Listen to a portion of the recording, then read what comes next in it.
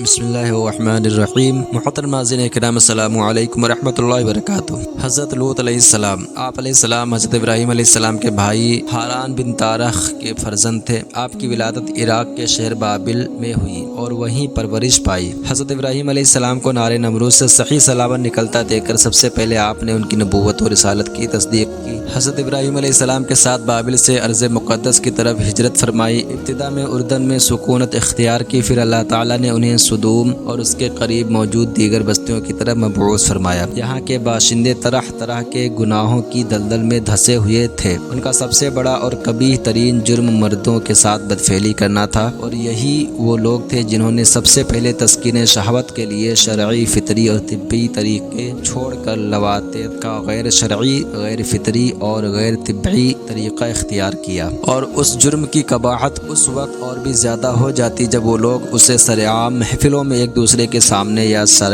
راہ کرتے، جس سے راہگیروں اور مسافروں کو سخت اذیت ہوتی۔ یوں ہی وہ مسافروں کے ساتھ بھی زبردستی بدفعلی کرتے، انہیں پتھر مارتے، ان کا مال و اسباب لوٹ لیتے اور بعض اوقات انہیں قتل کر دیتے تھے۔ حضرت لوط علیہ السلام نے قوم کو ان قبیح افعال سے روکا، انہیں بار بار سمجھایا اور طرح طرح سے نصیحت کی۔ جواب میں قوم نے آپ علیہ السلام کو برا بھلا کہا، دھمکیاں دیں اور عذاب الہی کا مطالبہ کر دیا۔ چنانچہ حضرت لوط علیہ السلام کی دعا کے بعد اس قوم پر انتہائی خوفناک عذاب آیا، جس نے صفحہ ہستی سے ان کا وجود مٹا کر رکھ دیا۔ یہاں حضرت لوط علیہ السلام کی سیرت اور ان کی قوم کا حال و انجام بیان کیا گیا ہے، جس کی تفصیل آگے ملاحظہ فرمائیں۔ حضرت لوط علیہ السلام کے واقعات کے قرآنی مقامات۔ حضرت لوط علیہ السلام اور ان کی قوم کا اجمالی ذکر قرآن مجید کی متعدد صورتوں میں ہے، جبکہ تفصیلی ذکر ان 8 صورتوں میں ہے۔ سورہ اعراف آیت 80 تا 84، سورہ ہود آیت 69 تا 83، سورہ ہجر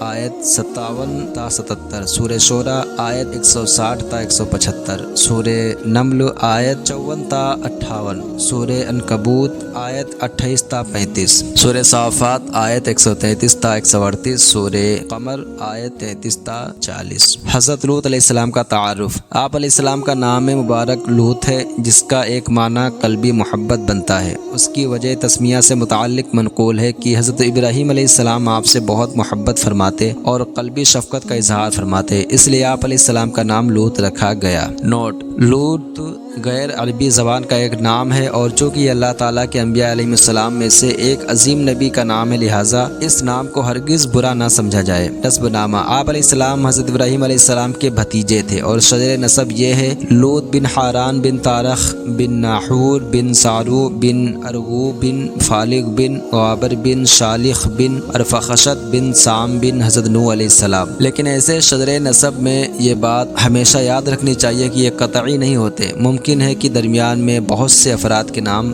رہ گئے ہوں۔ حضرت کعب رضی اللہ تعالیٰ عنہ فرماتے ہیں، حضرت لوط علیہ السلام سفید رنگت، حسین چہرے، باریک ناک اور خوبصورت دانتوں والے تھے۔ جب آپ علیہ السلام مسکراتے تو بہت پیارے انداز میں مسکراتے تھے، اور آپ علیہ السلام تمام لوگوں سے زیادہ حسن و وقار اور حکمت والے تھے۔ جب حضرت ابراہیم علیہ السلام نمرود اور اس کی قوم کی طرف سے جلائی گئی آگ سے صحیح سلامت باہر تشریف لے آئے تو یہ معجزہ دیکھ کر حضرت لوط علیہ السلام نے آپ کی رسالت کی تصدیق کی۔ ارشاد باری تعالیٰ ہے: فآمن لہ لوط، اور تو ابراہیم کی تصدیق لوط نے کی۔ یاد رہے کہ یہاں ایمان سے رسالت کی تصدیق ہی مراد ہے، کیونکہ اصل توحید و ایمان کا اعتقاد تو انہیں ہمیشہ سے حاصل ہے کہ آپ علیہ السلام نبی ہیں، اور انبیاء کرام علیہ السلام ہمیشہ ہی مومن ہوتے ہیں، اور کسی حال میں ان سے کفر کا تصور تک نہیں کیا جا سکتا۔ جب حضرت ابراہیم علیہ السلام نے شہر بابل سے ہجرت فرمائی تو ان کے ہمراہ آپ علیہ السلام نے بھی ہجرت کی۔ حضرت ابراہیم علیہ السلام نے سرزمین فلسطین میں قیام فرمایا، اور حضرت لوط علیہ السلام نے اردن میں رہائش اختیار کی۔ مروی ہے کہ یہاں کچھ لوگوں نے حضرت لوط علیہ السلام پر قابو پا کر انہیں قید کر لیا، ان کا مال چھینا اور مویشیوں کو بھی ہانک کر لے گئے۔ جب حضرت ابراہیم علیہ السلام کو خبر ملی تو آپ سینکڑوں افراد کو ساتھ لے کر ان کے تعاقب میں روانہ ہوئے۔ آپ علیہ السلام نے حضرت لوط علیہ السلام کو چھڑا لیا، ان کا مال و متاع بھی واپس لیا، اور ان دشمنان خدا کی بہت سی تعداد کو تہہ تیغ کر دیا اور انہیں شکست دے کر دمشق کے شمال تک ان کا تعاقب کیا۔ یہاں برزہ کے مقام پر پڑاؤ ڈالا اور کچھ عرصہ یہاں رہنے کے بعد فاتحانہ شان سے اپنے علاقہ میں تشریف واپس لے گئے۔ کچھ عرصے بعد اللہ تعالیٰ نے آپ علیہ السلام کو نبوت و رسالت کا منصب عطا فرمایا، اہل صدوم کی طرف بھیج دیا تاکہ انہیں دین حق کی دعوت دیں اور برے کاموں سے منع کریں۔ اللہ تعالیٰ نے حضرت لوط علیہ السلام پر بہت سے انعامات فرمائے، جن میں سے 8 انعامات یہ ہیں۔ نمبر 1، حضرت ابراہیم علیہ السلام کے ساتھ آپ علیہ السلام کو بھی نمرود اور اس کی قوم سے نجات عطا فرمائی اور انہیں برکت والی سرزمین شام کی طرف روانہ کیا۔ ارشاد باری تعالیٰ ہے وَنَجَّيْنَاهُ وَلُوطًا إِلَى الْأَرْضِ الَّتِي بَارَكْنَا فِيهَا لِلْعَالَمِينَ، اور ہم نے اسے اور لوط کو اس سرزمین کی طرف نجات عطا فرمائی جس میں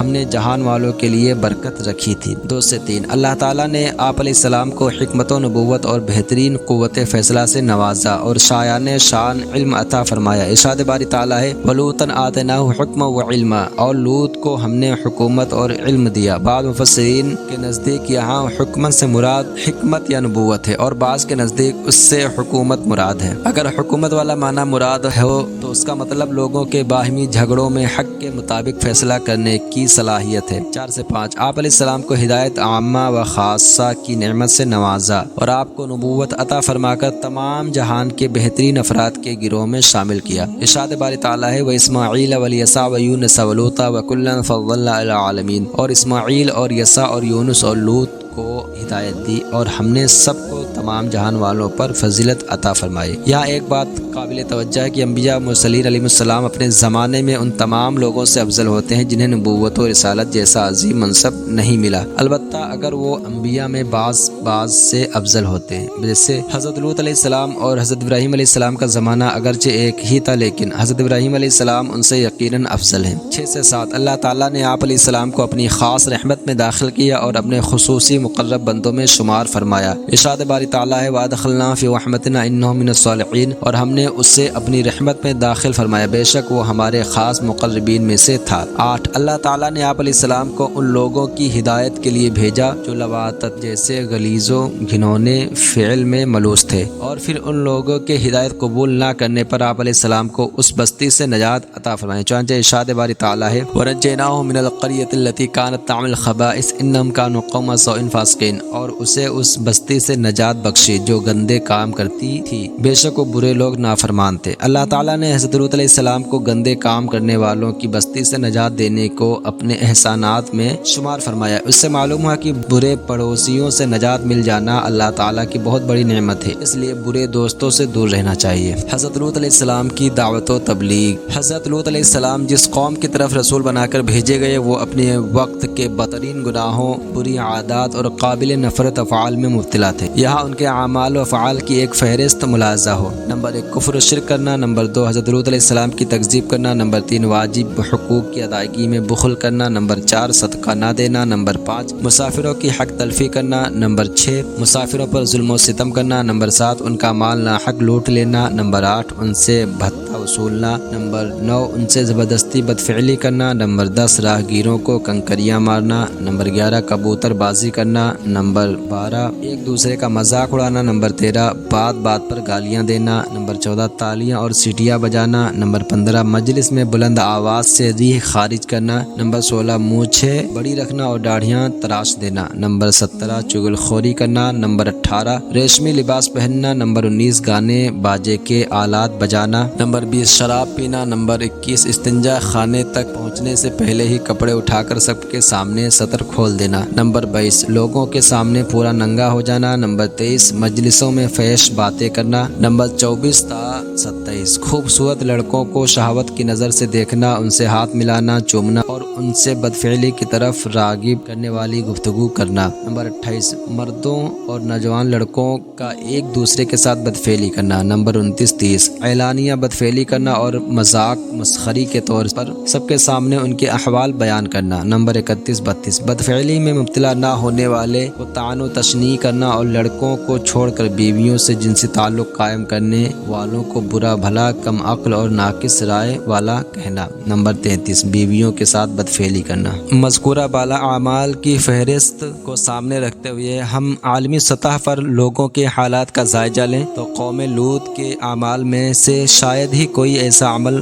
ہو جو فی زمانہ لوگوں میں نہ پایا جائے، بلکہ ان سے بہت زیادہ گندے اعمال میں زیادہ شدت کے ساتھ مبتلا نظر آتے ہیں، اور انتہائی افسوس کہ موجودہ دور میں مسلمانوں کی ایک تعداد بھی ان اعمال میں مبتلا نظر آتی ہے۔ اللہ تعالیٰ انہیں ہدایت نصیب فرمائے، آمین۔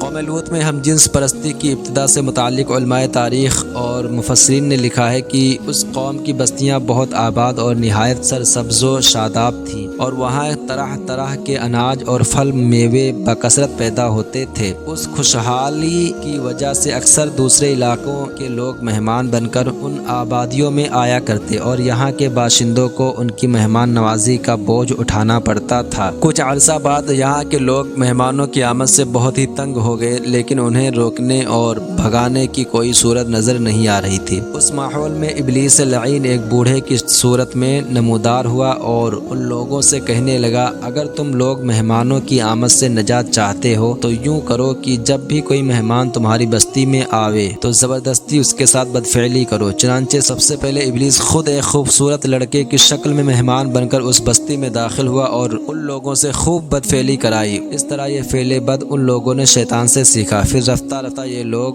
اس برے کام کے اس قدر عادی بن گئے کہ عورتوں کو چھوڑ کر مردوں سے اپنی شہوت پوری کرنے لگے۔ حضرت لوط علیہ السلام اس قوم کے پاس رسول بن کر تشریف لائے اور انہیں تبلیغ و نصیحت کرتے ہوئے فرمایا، اے میری قوم، مجھے اللہ تعالیٰ نے تمہاری طرف رسول بنا کر بھیجا ہے اور میں اس کی وحی اور رسالت پر امانت دار ہوں، اور تمہیں نصیحت کرتا ہوں کہ کفر و شرک، رسول کی تکذیب اور دیگر گناہوں سے باز آ جاؤ اور ان کے سبب اپنے اوپر عذاب الہی نازل ہونے سے ڈرو، اور جس سیدھے راستے پر چلنے کی تمہیں دعوت دے رہا ہوں اس پر چل کر میری اطاعت کرو، اور یاد رکھو میں اس تبلیغ و تعلیم پر تم سے کوئی اجرت اور دنیاوی منافع کا مطالبہ نہیں کرتا، میرا اجر و ثواب تو صرف رب العالمین کے ذمہ کرم پر ہے۔ اس کے علاوہ آپ علیہ السلام نے ان لوگوں کی سب سے قبیح عادت پر تنبیہ کرتے ہوئے فرمایا کہ کیا مخلوق میں تم ہی اس حرام و خبیث کام کے لیے رہ گئے ہو کہ مردوں کے ساتھ بدفعلی کرو اور ان حلال طیب عورتوں کو چھوڑ دو جنہیں اللہ تعالیٰ نے تمہاری بیویاں بنایا ہے؟ تم اس خبیث عمل